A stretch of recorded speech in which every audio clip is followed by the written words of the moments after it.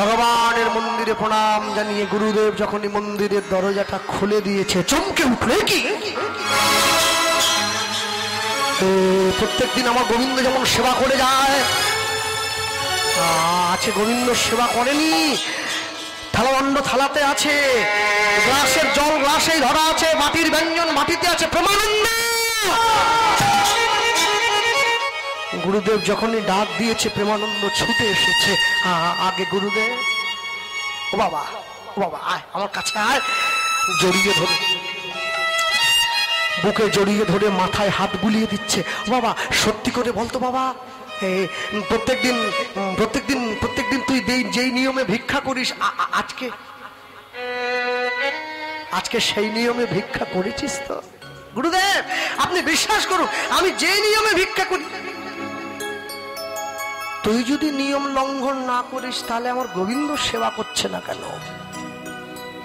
তাহলে কি আমার সেবায় কোনো ত্রুটি হয়েছে জীবনে 4টে জায়গায় মিথ্যে কথা বলতে নেই বাবা মায়ের কাছে সাধু গুরু বৈষ্ণবের কাছে ডাক্তার বাবুর কাছে আর উকিল ব্যারিস্টারের কাছে প্রেমানন্দ দ্বিতীয় কাজটা করছে গুরুদেবের কাছে মিথ্যে বলছে বারংবার গুরুদেব আমি বাবা হাত ধরে ঘরের মধ্যে নিয়ে গিয়ে গুরুদেব প্রেমানন্দকে দেখাচ্ছে প্রেমানন্দ তাকিয়ে দেখ বাবা প্রত্যেকদিন তুই ভিক্ষা করে দিলে আমি রান্না করে গোবিন্দ সেবা দেই আর দরজা খুলে দেখি কি দেখি জানিস থালায় অর্ধেক অন্ন নেই বাটিতে অর্ধেক ব্যঞ্জন নেই গ্লাসে অর্ধেক জল নেই আজকে ভিক্ষা দেওয়ার পরে আমি সেবা দেওয়ার পরে আমি দেখছি যেমন দিয়েছিলাম তেমনি আছে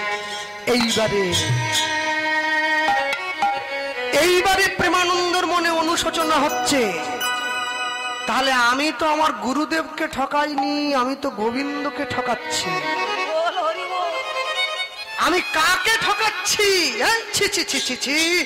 আমি অন্যায় করছি আমি গোবিন্দর সঙ্গে প্রবঞ্চনা করছি না এইবারে প্রেমানন্দ গিয়ে গুরুদেবের হাতটা জড়িয়ে ধরেছে গুরুদেব আমি যে নিয়মে আপনি বলেছেন সেই নিয়মে আমি ভিক্ষা করিনি বল বাবা সত্যি কথা বল কার বাড়িতে চুরি করলি বল আমি যাব সেই মানুষটার বাড়িতে গিয়ে হাতে পায়ে ধরে ক্ষমা চাইব গুরুদেব আমি চুরি করিনি তাহলে বল কোথা থেকে হ্যাঁ বলছি বল প্রেমানন্দ বলছে ঝড় বৃষ্টি বজ্রপাত দুর্দৈব দেখিয়া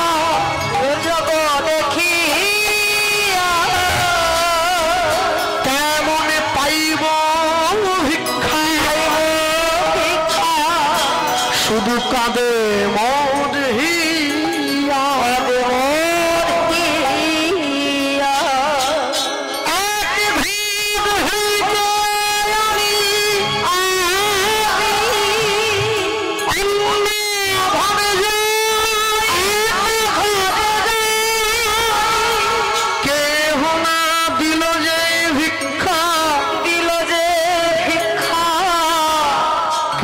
ফিরিয়া না চায় জমিদার ঘটনি আমায় করুণা করিয়া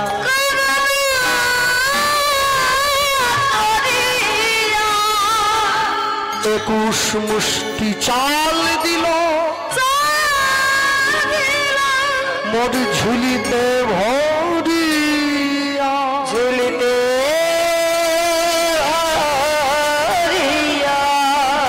সেই কথা বলল এগুলি কি করলে আমার এতদিনের কৃষ্ণ সেবা এতদিনের নিষ্ঠা এতদিনের ভজন সাধন এক মুহূর্তের মধ্যে তুই নষ্ট করে দিলি শোন তুই যদি সত্যি কথাটা এসে আমার সামনে দাঁড়িয়ে বলতি আমি তোকে কিছু বলতাম না তুই মিথ্যে বলেছিস তুই আমার গোবিন্দকে ঠকিয়েছিস তুই আমার গোবিন্দের সঙ্গে প্রবঞ্চনা করেছিস তোর মতো কৃষ্ণের দেশী তোর মতো গুরুত্বহী তোর মতো ঠক তোর মতো প্রবঞ্চক তোর মতো প্রতারকের এই আশ্রমে কোনো জায়গা হবে না যা চলে যা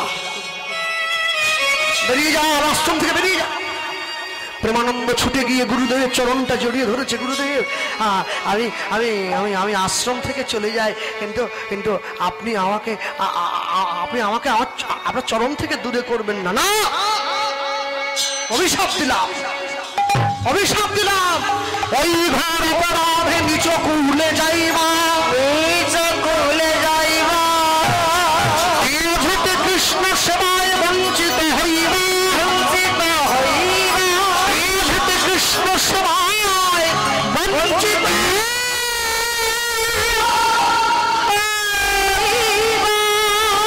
চলে যা, চলে যা, আমার আশ্রম থেকে দাঁড়াবি না, বেরিয়ে যা, বেরিয়ে যা, বেরিয়ে যা। বারবার ধরে বলার পর প্রেমানন্দ গুরুদেবের চরণটা ছাড়ছে না। গুরুদেব, আমি নিচে খুলে যাই, আমি কৃষ্ণ সেবায় বঞ্চিত হই, আপনার চরণ থেকে যেন দূরে না যাই। বারবার ধরে বলার পর গুরুদেব ধৈর্য হারিয়ে ফেলেছে। পায়ের কাছে কাঠের খড়মটা পড়েছিল, প্রেমানন্দের পৃষ্ঠে আঘাত করছে।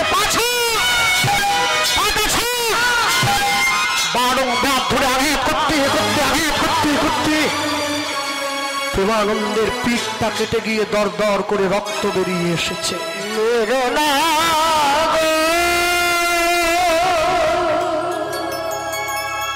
কাঠের খড়মের আঘাত সইতে না পেরে দর দর করে রক্ত,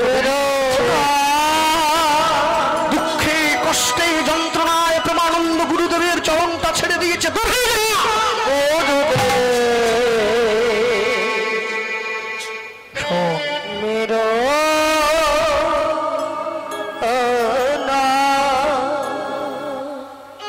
বাবা মায়ের কাছে যা।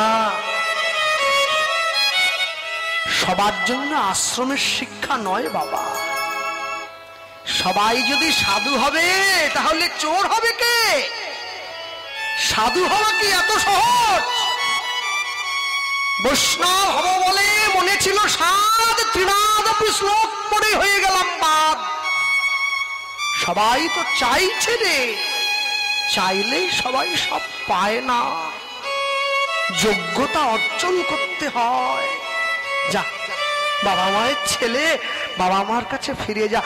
প্রেমানন্দ গুরুদেবের আশ্রম থেকে গিয়ে গঙ্গার পাড়ে দাঁড়িয়ে চিন্তা করছে, আমি আমার বাবা মায়ের মান রাখতে পারি নাই,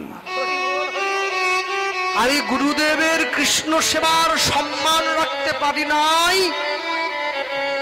কোন মুখে আমি গৃহে ফিরে যাব? বাবা মায়ের কাছে গিয়ে কি জবাব দেব?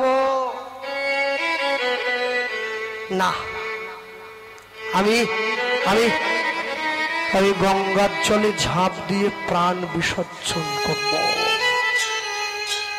এই তো সনাতন ধর্ম। গুরুদেবের সেবা করতে পারেনি বলে প্রাণ ত্যাগ করছে। সনাতন ধর্ম ছাড়া কোন ধর্মে শিক্ষা দেয়? জগতের যত ধর্ম আছে সবাই বলে ভোগ করো, ভালো খাও, ভালো পড়ো, ভালো ঘুমাও। সনাতন ধর্ম বলে তুমি ত্যাগ করো, তুমি ত্যাগ করো, তুমি ত্যাগ করো। ত্যাগ হতে শান্তি তুমি লোভিবে নিশ্চয়। হ্যাঁ, সকাল বেলায় উঠে দেবাদিদেব মহাদেবের ছবিতে আমি প্রণাম করি। বৈষ্ণব শ্রেষ্ঠ বৈষ্ণবানাং যথাসম্ভব। গায়ে কোনো ভালো পোশাক নেই, কোনো সোনাদানা নেই, বাঘ ছাল পরে বস্ত্র মেখে গলায় সাপ জড়িয়ে বসে আছে। মহাদেবের ছবিটা ভারতবাসীকে মনে করায় তুমি ত্যাগ করো, তুমি ত্যাগ করো, তুমি ত্যাগ করো। ভোগ নয়, তুমি ত্যাগ করো। যত বিদেশের মহাজন আছে, যত বিদেশি মহামানবগণ আছে, তাদেরকে দেখবেন সবাই ভালো ভালো পোশাক পরে সুন্দর করে সেজে চেয়ারে বসে আছে। যত ভারতবর্ষের মনীষীদের দেখবেন সবাই চোখ বন্ধ করে ধ্যান যোগে বসে আছে। বিদেশিরা বলে আমার বাইরেটা দেখো। ভারতবর্ষের মুনি ঋষিগণ চোখ বন্ধ করে আছে, বলে বাইরেটা দেখে কি করবে, অন্তরটা দেখো, অন্তরটা দেখবে। হ্যাঁ, মুঘল সাম্রাজ্যের চার ভাই, দারা, সুজা, মুরাদ, ঔরঙ্গজেব। বাবাকে শাহজাহান। ঔরঙ্গজেব নিজে সিংহাসনে বসবেন বলে বাকি 3 ভাইকে হত্যা করে 3 ভাইয়ের রক্ত দিয়ে ভাত মেখে বৃদ্ধ বাবা শাহজাহানের কাছে নিয়ে গিয়ে বলছে খাও। এটাও একটা ধর্ম। আমাদের সনাতন ধর্মেও 4 ভাই, রাম লক্ষণ ভরত শত্রুঘ্ন। রাম বনে যায়, ভরত সিংহাসনে বসা তো দূরের কথা, রামের পাদুকা মাথায় নিয়ে 14 বছর রাজ্য শাসন করে। এটাই সনাতন ধর্ম। এই ধর্ম জগৎকে শিক্ষা দিয়েছে, দিবে আর নিবে, মেলাবে মিলিবে, যাবে না ফিরে। এই ভারতের মহামানবের সাগর তীরে, এই ভারতবর্ষ, এই ভারতবর্ষ। ভক্তমণ্ডলী মায়েরা নিয়ে গিয়ে যখন দাঁড়িয়েছে, গুরুদেবের নামে শপথ করছে প্রেমানন্দ। গঙ্গার জলটা হাতে নিয়ে বলছে, শোনো গুরুদেব, আমি নিজের জন্য ভিক্ষা করিনি, যদি আমি অসৎ উপায়ে ভিক্ষা করেও থাকি আমি গোবিন্দের জন্য করেছি। কিন্তু তুমি আমায় তাড়িয়ে দিলে, আমি ঘরে ফিরে যাব না, আমি গঙ্গার জলে প্রাণ বিসর্জন দেব।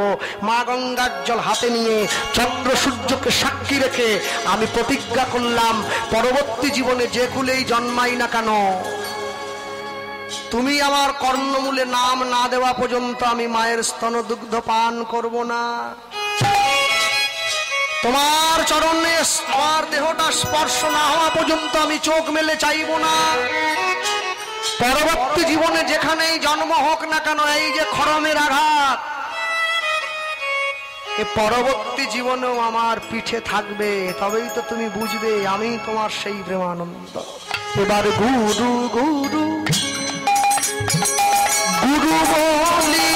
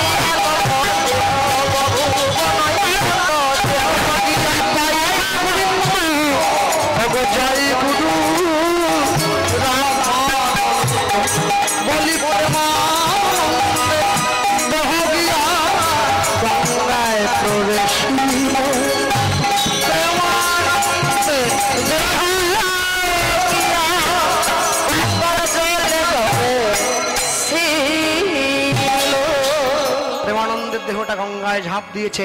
মা গঙ্গা প্রেমানন্দের দেহটা বুকের মাঝে নিল না কেন? গুরুদেবের দুঃখে প্রেমানন্দ প্রাণ ত্যাগ করেছে। প্রেমানন্দের দেহটা গঙ্গার জলে ঝাঁপিয়ে পড়া মাত্র প্রেমানন্দের প্রাণটা বের হয়ে গোবিন্দ চরণে আশ্রয় পেয়ে গেল।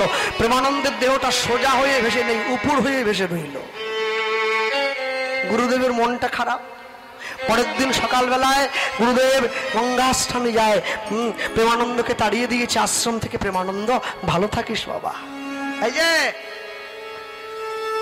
নিজের জন্ম দেওয়া সন্তানের থেকে যাকে লালন পালন করা হয় তার প্রতি মায়া বেশি পড়ে যায়। প্রেমানন্দ, ভালো থাকিস। গুরুদেব গঙ্গাস্থানে যাচ্ছে।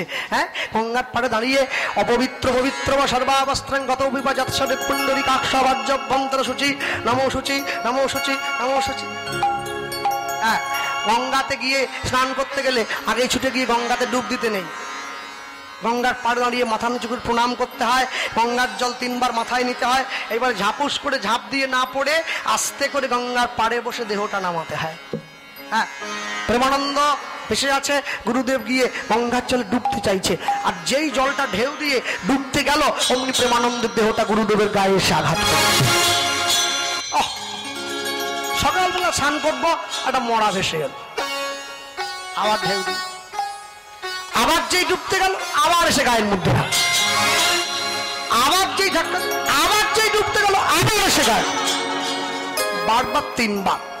গুরুদেব ভাবছে এতবার ঢেউ দিয়ে দূরে সরিয়ে দিচ্ছি, জলের স্রোত তো ওইদিকে বইছে, আমারই গায়ে ধাক্কা খাচ্ছে কেন? ওই দেখি তো। হাত ধরে মোড়াটাকে কাছে টেনে নিয়ে, যেই ওটা তো উপর হয়েছিল, যেই সোজা করে দিয়েছে, চিৎকার করে উঠল প্রেমানন্দ।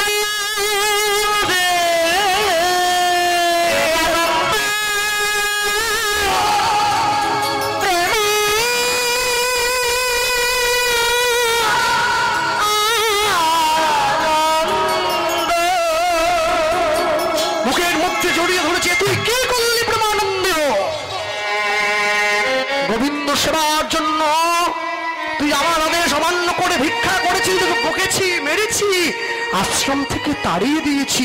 ওরে, তার জন্য কি তুই প্রাণ ত্যাগ করবি বাবা? না, এ তুই ঠিক করিসনি। তোর বাবা মায়ের কাছে আমি অপরাধী হয়ে গেলাম, আমি তো গোবিন্দ চরণে অপরাধী হয়ে গেলাম। তোর মতো ভক্ত। প্রেমানন্দের দেহটা গুরুদেব গঙ্গার জলে ভাসিয়ে দিচ্ছে। আমি তোর গুরুদেব, তোকে আশীর্বাদ করছি বাবা, পরবর্তী জীবনে যে ঘরে জন্মাস, যে কুলে জন্মাস, শ্রী গোবিন্দ তোকে বক্ষ মাঝে জড়াইয়ে ধরবে। শ্রী গোবিন্দ তোকে বক্ষ মাঝে জড়াইয়ে ধরবে। প্রেমানন্দের দেহটা প্রাপ্তি হলো। পরবর্তী জীবনে গুরুদেব বলে দিয়েছিল উঁচুকুল থেকে নিচুকুলে আসবে, আর ব্রাহ্মণ নয়, এবারে মুচির ঘরে জন্ম হয়ে যাচ্ছে। গুরুদেবের কথা তো, জনমিল প্রেমানন্দ মুচির ঘরে,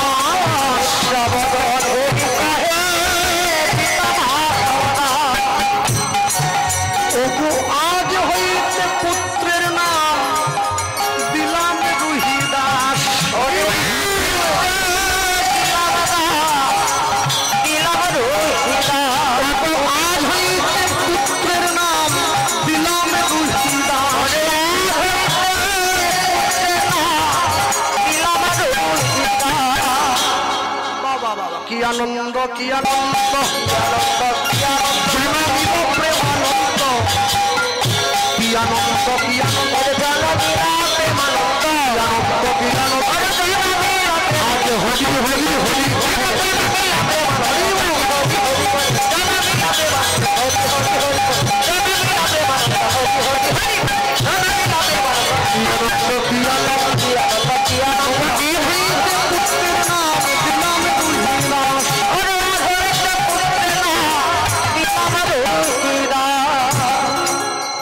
কোটি কোটি জন্মের থাকে যদি সুকৃতি সংস্কার, তবে তার ভাগ্যে হয় বৈষ্ণব আচার। হ্যাঁ, এই যে মায়েরা বসে আছেন, একই মাটিতে তিনটে গাছ লাগানো হয়েছে, একটা মিষ্টি কুমড়োর গাছ, একটা উচ্ছে গাছ, লঙ্কার গাছ। তিনটে গাছে একই পুকুর থেকে জল নিয়ে দেওয়া হচ্ছে। তিনটে গাছে ফল ফলেছে, তিনটে ফলের স্বাদ তিন রকম। কুমড়োটা মিষ্টি, উচ্ছেটা তিতো, লঙ্কাটা ঝাল। কেন? যা হবে তো একই রকম হয়ে যাবে। এই যে মায়েরা বসে আছেন, একই নিয়মে বিয়ে হয়েছে প্রত্যেকের। কে কত লোক খাইয়েছে ওটা বলবো না, কে পোল্ট্রি মুরগি খাইয়েছে আর কে ব্রয়লার খাই ওটা বলবো না, নিয়ম একই আছে। হ্যাঁ, একই স্মৃতির সিঁদুর সকলে পড়ে আছে, একই নিয়মে সন্তান গ্রহণ করেছেন, একই নিয়মে সন্তানের জন্ম দিয়েছেন। তাহলে কোন মায়ের ছেলেটা চোর, কোন মায়ের ছেলেটা সাধু কেন? একে কর্ম বলা হয়। কর্ম যদি ভালো হয় ভাগ্য হয় দাসী, হৃদয় যদি ভালো হয় ঘরেই মথুরা কাশী। হ্যাঁ, পুকুরে ছিপ ফেলে বড়শি দিয়ে একজন মাছ ধরছে, একটা কই মাছ তুলেছে। যে পুকুরের মালিক সে গিয়ে ওই যে মাছ ধরেছে ওর হাত ধরলো, এই আমার পুকুর থেকে মাছ চুরি করলি কেন? বাবু, আমি তো গরিব মানুষ, এই মাছটা বাজারে বিক্রি করে আমার সংসারটা চলে যায়, আমাকে দে।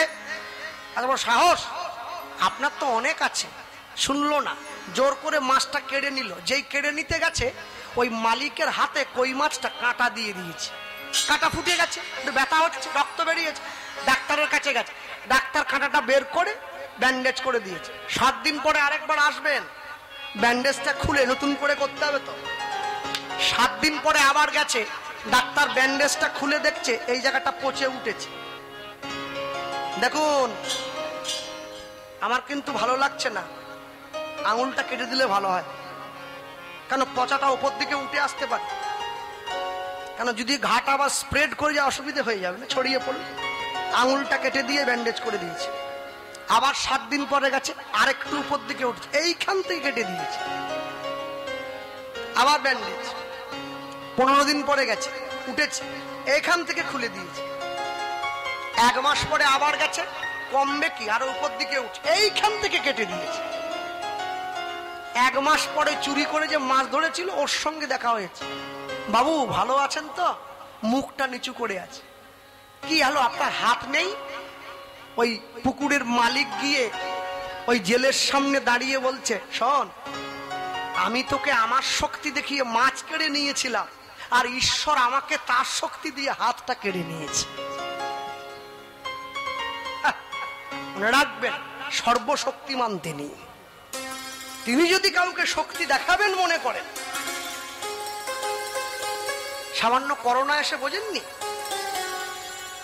একটু শক্তি, একটু গাছের পাতা পর্যন্ত নড়া বন্ধ হয়ে গেছে। ঈশ্বর শক্তি যদি কাউকে দেখায়, তাই জন্য আমি বলি, ঈশ্বরের শক্তি দেখতে চাইবেন না, ভালোবাসাটা দেখতে চান। তুলসীর মালা সকলে পরবেন। হ্যাঁ, ওই যে বাবা বিক্রি করছে, ওই যে সকলে মালা পরবে। লোকে আমার বলে, দাদা আমি যে মাছ খাই, খাবে? আমি বলে গেলাম, যার যা ভালো লাগে তাই খাবে।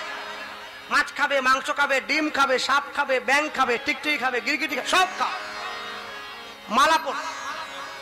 যারা আমিষ খাচ্ছ মালাটা কণ্ঠের থেকে নামিয়ে পড়বে, যারা নিরামিষ খাচ্ছ কণ্ঠের সঙ্গে লাগিয়ে পড়বে। তবে পড়বে কেন জানো? লাইনে দাঁড়াও, তবে তো ডাক পাবে। হ্যাঁ, তুমি তুলসীর মালা গলায় দিয়ে গেলে, সাধুগুরু বৈষ্ণবের সামনে দিয়ে গেলে, সে তোমাকে একটু সুনজরে দেখাবে, তার কৃপা হবে। হতে হতে হতে হতে হতে হতে একদিন তুমি দেখবে তুমি গোবিন্দ চরণে যাওয়ার পথটা পেয়ে যাচ্ছ। হ্যাঁ, আকাশের শোভা চাঁদ আকাশের শোভা চাঁদ, চাঁদের শোভা তারা, বৃন্দাবনে কৃষ্ণ শোভা, নদিয়ার শোভা গোড়া, গ্রামের শোভা বাড়ি আর রাস্তার শোভা গাড়ি, মুসলমান ভাইদের শোভা তার বড় বড় দাড়ি। এই বাঙালি হিন্দুরা সংসারে পড়ে ভোগ করে কত জ্বালা, তবু তারা গলায় দিল না দুপে তুলসীর মালা।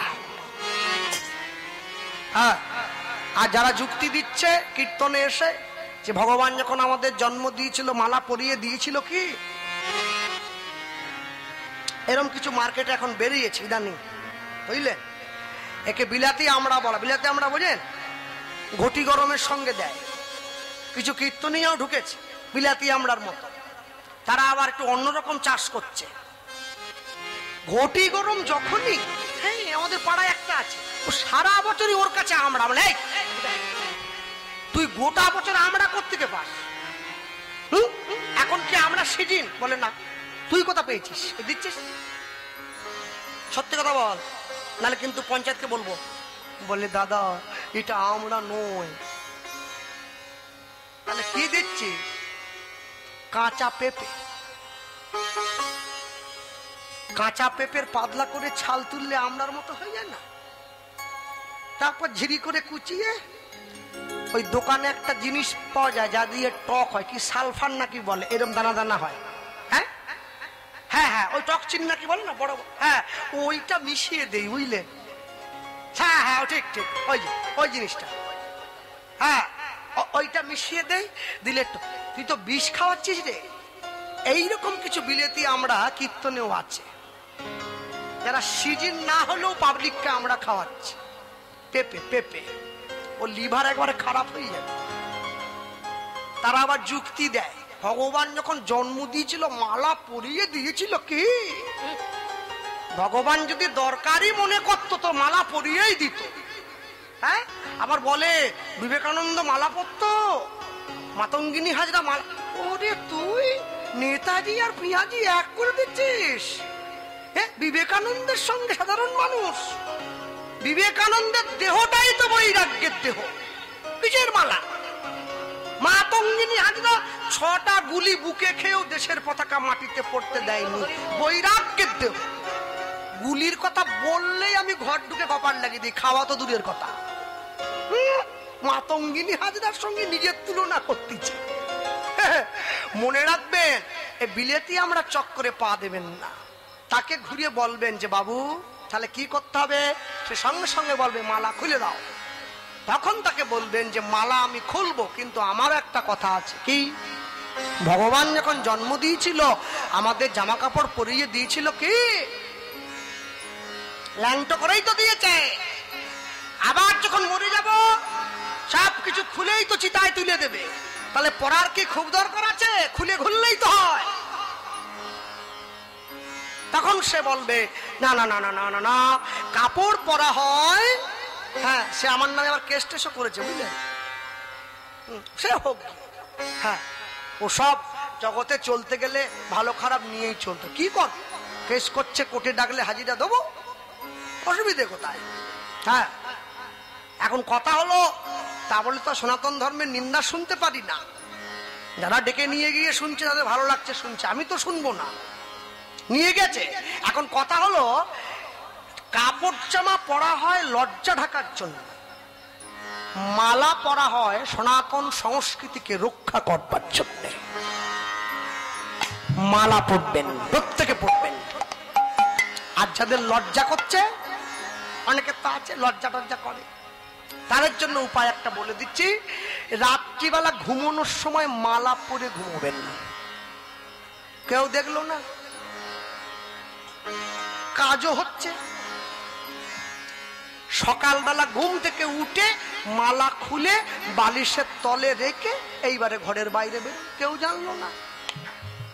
1 দিন 2 দিন 3 দিন 4 দিন 5 দিন 6 দিন 7 দিন 10 দিন 1 মাস দেখবেন 2 মাসের বেলা গলার মালা গলায় রয়ে গেছে, আপনি ঘরের বাইরে চলে। মানুষের সঙ্গে প্রেম করলে প্রেম কমে যায়, ভগবানের সঙ্গে প্রেম করলে প্রেম বেড়ে যায়।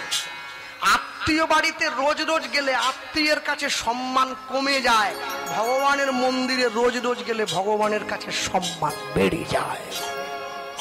যেতে হবে তো, না গেলে বুঝবেন কি করে আনন্দ কতখানি। প্রেমানন্দ জন্ম নিয়ে নিচ্ছে, রুহিদাস নাম নিয়েছে। রু মানে আত্মা, দাস মানে দাসত্ব করানো। যে তার আত্মাকে নিজের দাসত্ব স্বীকার করিয়ে রাখে তাকে বলে রুহিদাস। 3 দিন হলো জন্ম নিয়েছে, ছেলেটা চোখ মেলেও তাকাচ্ছে না, মাতৃস্তন দুগ্ধও পান করছে না। ডাক্তার বদ্যি সব ফেল হয়ে যাচ্ছে। পাড়ার লোক এসে রুহিদাসের বাবা মাকে ডেকে বলছে, এই যে রুহিদাসের বাবা, ছেলেটাকে নিয়ে একটু পাশের গ্রামে রামানন্দ স্বামীর আশ্রমে নিয়ে যাও তো, শুনেছি সাধু বাবার নাকি অনেক ক্ষমতা। তাই বলছো? এইবার রুহিদাসকে জড়িয়ে ধরে রামানন্দ স্বামীর আশ্রমে নিয়ে গিয়ে রুহিদাসকে রামানন্দ স্বামীর চরণতলে শুইয়ে দিয়েছে। রামানন্দ স্বামীর চরণতলে গড়াগড়ি দিতে দিতে যখনই রামানন্দ স্বামীর অঙ্গে রুহিদাসের দেহটা স্পর্শ হয়েছে চরণের সঙ্গে, অমনি চোখ মেলে তাকাল। গুরুদেব, 3 দিন পর্যন্ত আমাদের ছেলেটা চোখ মেলে চায়নি, আজকে আপনার চরণটা যেই আমাদের ছেলের অঙ্গে স্পর্শ হয়েছে চোখ মেলে চাইনি। চক্ষুদান দিলা যেই, জন্মে জন্মে প্রভু সেই। চোখ মেলে তাকিয়েছে। গুরুদেব বলে, কি বললে? কই ছেলেটাকে দেখি একবার। এইবার কোলে নিয়ে গুরুদেব ছেলেটাকে উল্টে পাল্টে দেখছে, দেখি তো চিহ্ন আছে কিনা, দেখি তো চিহ্ন আছে কিনা, দেখি তো চিহ্ন আছে কিনা, দেখি তো চিহ্ন আছে কিনা। খিলে যাই বেছে না, যাদের খিলে যাই ঘরে, দেখি তো চিহ্ন আছে কিনা, যাদের খিলে যাই ঘরে, দেখি তো চিহ্ন আছে কিনা, যাদের খিলে যাই ঘরে।